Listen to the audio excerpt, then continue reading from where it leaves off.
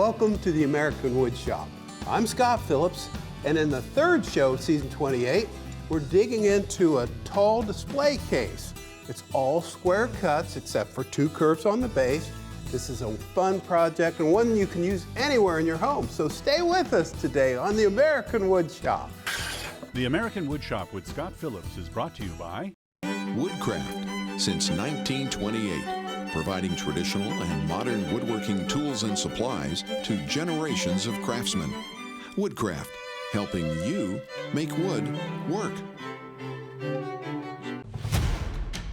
Pro Tools, for tool pros.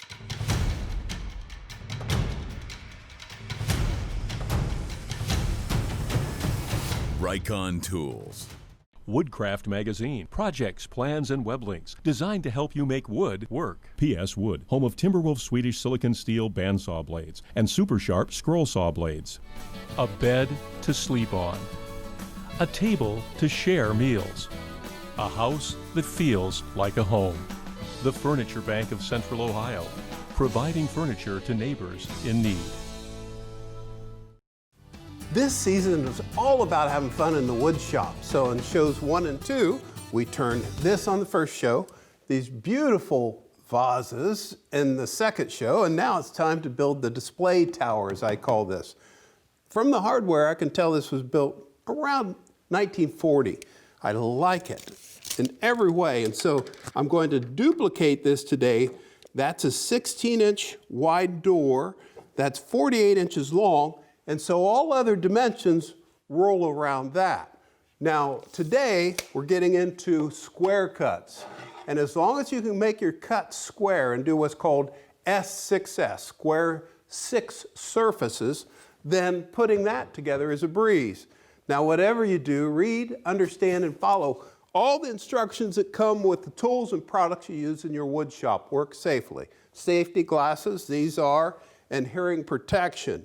And so the first thing I'll do is rough cut some boards, and then we'll go mill them. You cut them over long, and I need some boards that are 12 inches wide to make this go well. These cordless saws are amazing. From here, it's over to the planer.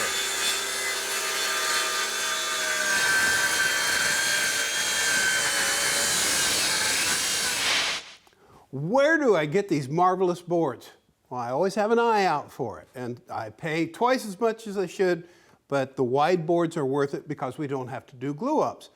Now, S6S. I get so much stuff on Facebook that says, oh no, that's not the way you do it. Sure it is. This is the way I do it. You might do it slightly differently. I don't care how you do it as long as all surfaces are square to each other. And for me, I'm using the helical head planer to get the 2 wide flat parts of the board flat first. And some people go, wait a minute, you can't get them flat, you have to go to the joiner for that. No, you sight the board just like a rifle sight before you buy it, and you get flat boards. That way you can take them straight to the planer, and then from the planer, it's to the table saw. So we're going to make this surface and that surface square to each other. Then we'll go to the table saw, get one true straight edge, right? That we can then use to cut the board parallel. And if there isn't a straight edge to begin with, then we would go to the jointer first to get what is called S3S, where this face, that edge, that face are square to each other. And you go, well, where's the other 6S? This side, once you rip it, parallel to the other straight edge, that's S4S. And then what you do is accurately cross-cut it to the square cut finish length that you need for the project. That's how I do it. I'll get my hearing protection on. Look at that grain. And with a helical head planer, we'll plane this down. The other thing that I have is a foot-activated switch for the dust collector that makes it nice.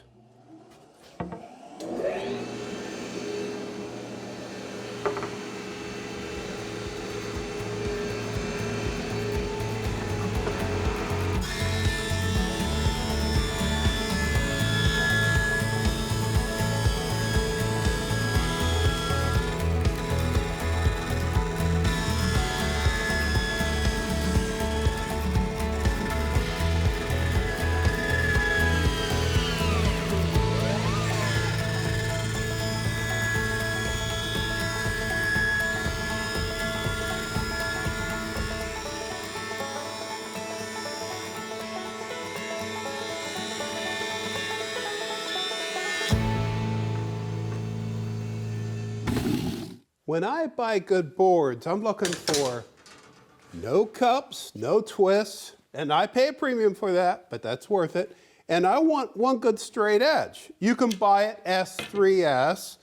I normally don't because I have the tools to make sure everything will be perfect when I go to put it together. Now that's the straight edge right there.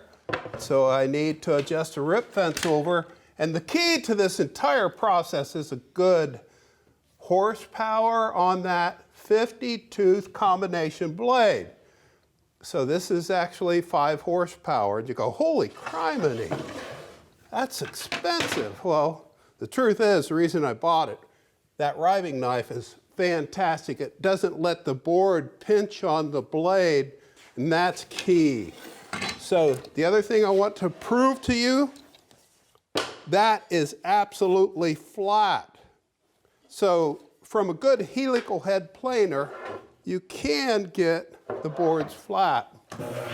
Now, dust collector on, I'll rip the material down, and then we can cross cut it to finish length.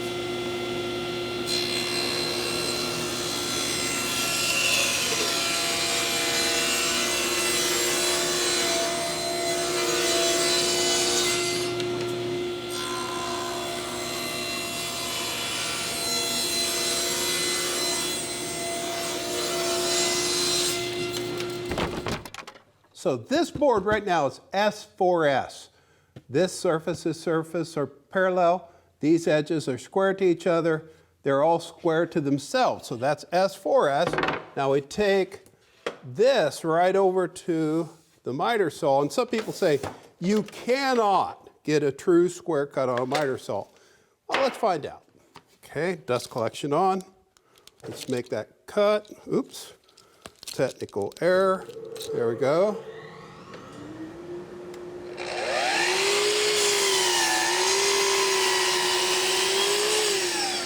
Let it come to a stop. If you don't, you can throw that cut out of square. So that's S5S right there. So square right up and on it. No daylight whatsoever. So that's square. Now we can take this square end up against the swing stop right here, and that will cut it to the finished length that we need. I love these hold downs. Those really help to make it safe. So that's S6S. From here, it's over to the workbench. So that's how all the boards for this project are milled. And now what I'm doing is using holdfast to secure this board, because if you look right over here, you can see this shoulder that's cut in just about 5/16 of an inch and 3/4 wide to accept a plywood back panel. This was solid wood, okay, that's basswood.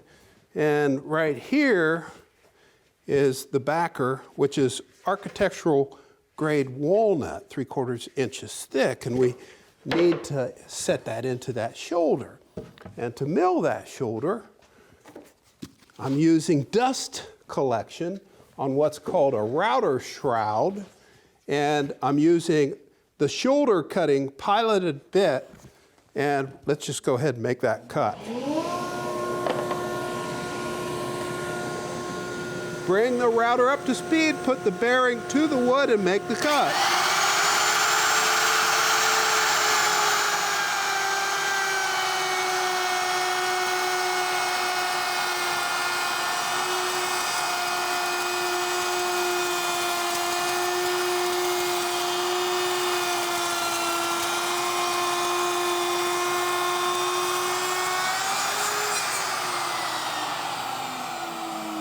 Now, where's the dust? That's amazing.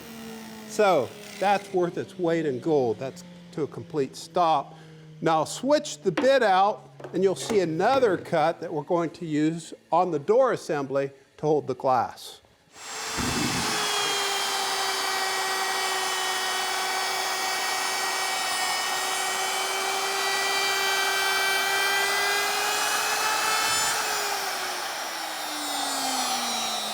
Look at that. And that's powering down. Don't lift it till that completely stops. That's good, and it's unplugged now, so that's safe. Set that out of the way. And what you can see here are the easiest way in the world to use that slot cutter to cut the groove for the glass. And you go, wait a minute, what glass? Well, look at this. You see this? This is part of the door assembly. This is quarter sawn red oak. This is walnut. This is hard maple. And if I spin this around, you'll see exactly what we're dealing with here. The best way to make the door. Now that's what this door is going to be. I raised the bottom board up a bit for the lighting. It's going to hide the lighting. So how do you make this door assembly? Don't glue it, whatever you do, because if we put the glass in now, it'd make finishing so much harder. So I've pre-drilled everything. I'll show you that technique in just a second.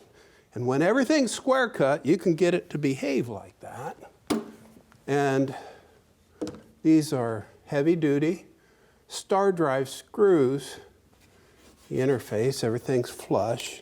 And that's already been pre-drilled with a pilot hole. And it's counter bored, so I can plug these holes. That's deep enough that it will take a plug. And so the same thing here, it lines it up, just like that. Best grain all the way around. And now up on this end, with everything flush and square, I use the counter sinking, counter boring bit, because on hardwoods, if you don't pre-drill those pilot holes, it will split out. That would be a bad thing. No checks allowed. Now, once I finish drawing this tight, we can start to assemble the case. And it's all designed to go around that. I'll get set up for that. I have the pieces laid out so you can kind of see what this cabinet's going to be.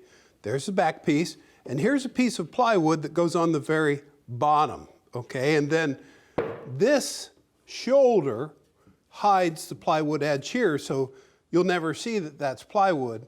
But this front edge right here needs to be veneered.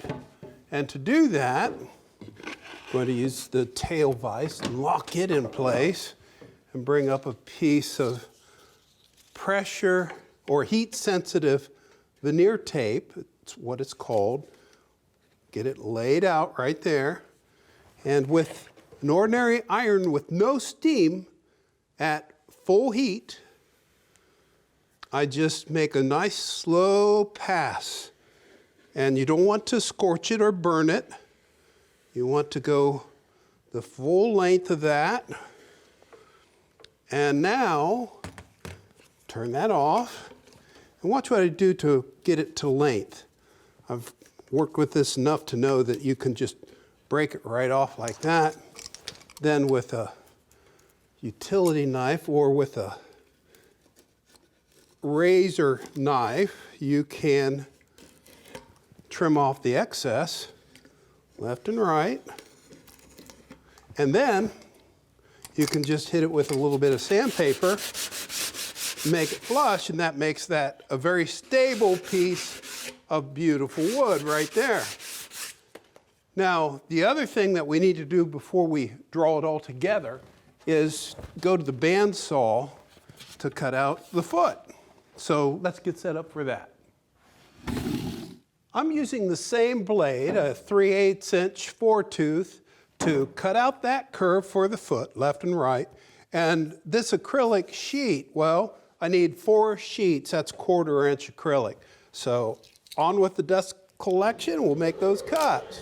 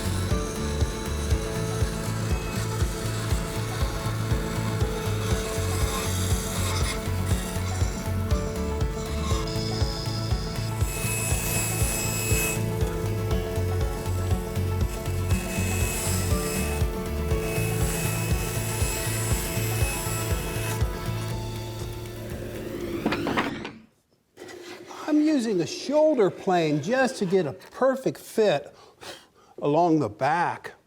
These are wonderful tools when you need to fine-tune a joint. So just make sure you keep them sharp. That's perfect. That looks really good. No shavings in the union. So this is the back edge. This is the back plywood. This will be the plywood that is going on the top. I want to make sure that that veneered edge is out where the door will be.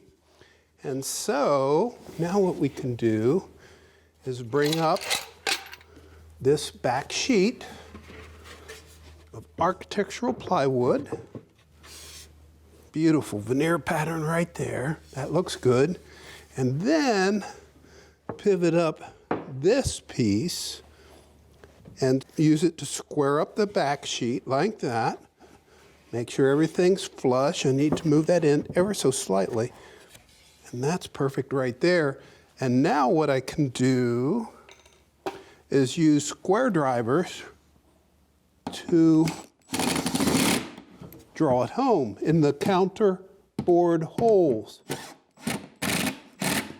And I can show you how to do that right here on this back edge. I need to ease it up slightly, keeping all surfaces flush.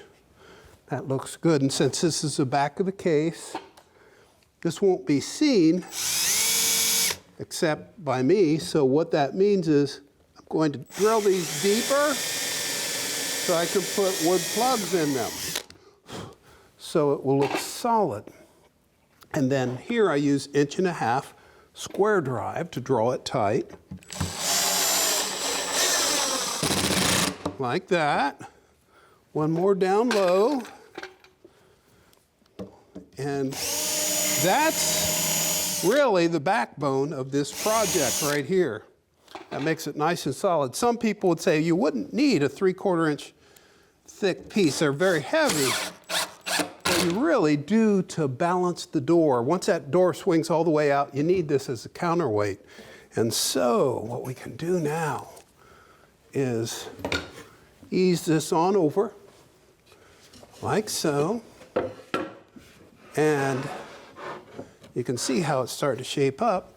And on the very bottom here, swing that around like that. Best grain out.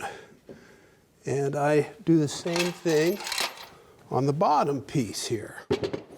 Once I get that screwed in place, it's on to the other side. It's shaping up. I like this. I'm going to bring up the square to make sure everything's exactly the way it needs to be. Everything has to stay square. That looks good right there. Draw it tight.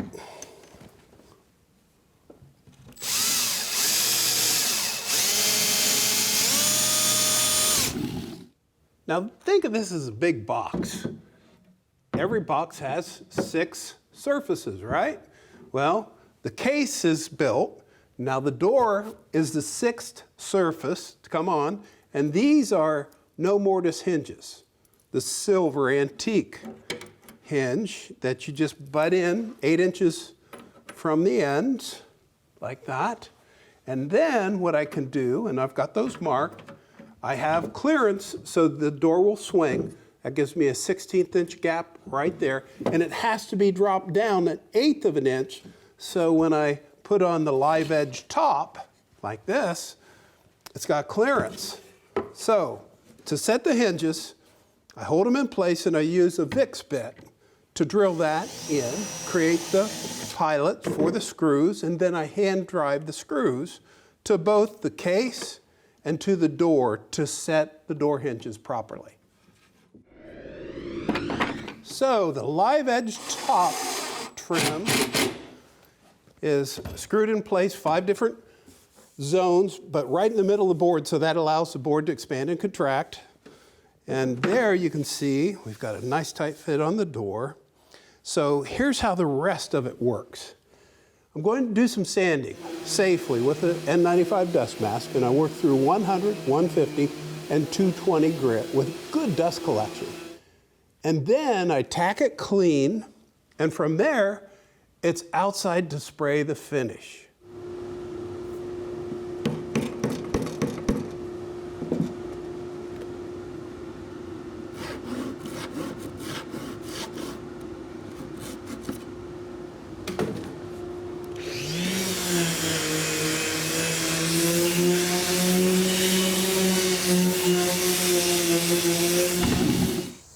Now, I've brought in Susie because she's a much better finisher than I am. I think you'll all agree to that. So you're going to spray Armor Seal. Yep. And let's make this shine. Semi-gloss. All right. Okay. Got it at a 45-degree angle to do the frame around here and the live edge, and then I'll change it for the other. Ready? Yep.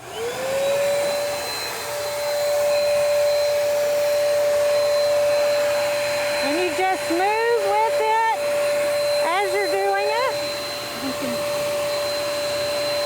Just this little bit, I'll do that, and then I'll start and go all the way up. Boy, let's get the live edge here. Woo, beautiful. And I'm going to turn it straight up and down and start with the side. Just turn it a little bit. Go. And you just want to do light coats. And then you can go back and even it out if you missed any spaces. Like that. Get up under there. Back and forth. And that is looking really good. Now, we'll get this done, and this brush is in case she applies too much. No drips, no runs. Yep. And once it's dry, inside to set the shelves. So onward. All right.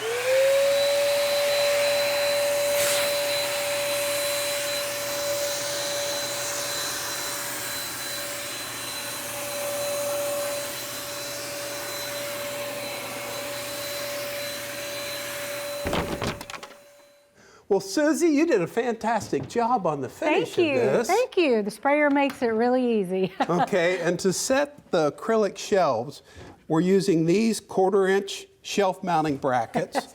And this is a template, just 1-inch pegboard, 1-inch pattern to the 1/4-inch holes, and mark the ones you want and use a drill bit with a stop and you're in business. I like the antique hardware. That's cool. Okay, and so the red oak, the hard maple, and the walnut. Now, which one's the keeper? The painted, or you go with this with the live edge, huh? Yeah, that's just beautiful. I mean, the painted one's cool, and I know you're going to enjoy that with your tools and stuff, but I got a good little place for this one. Okay, and the lights make it. Use LEDs. Well, that's it for this week. Hope you enjoyed it. Thanks for tuning in. See ya. All right, and tune in next week. It's great. What do you think, guys? What do you think, Pippi? Look at that. Woodcraft, since 1928, providing traditional and modern woodworking tools and supplies to generations of craftsmen. Woodcraft, helping you make wood work. Pro Tools. For tool pros.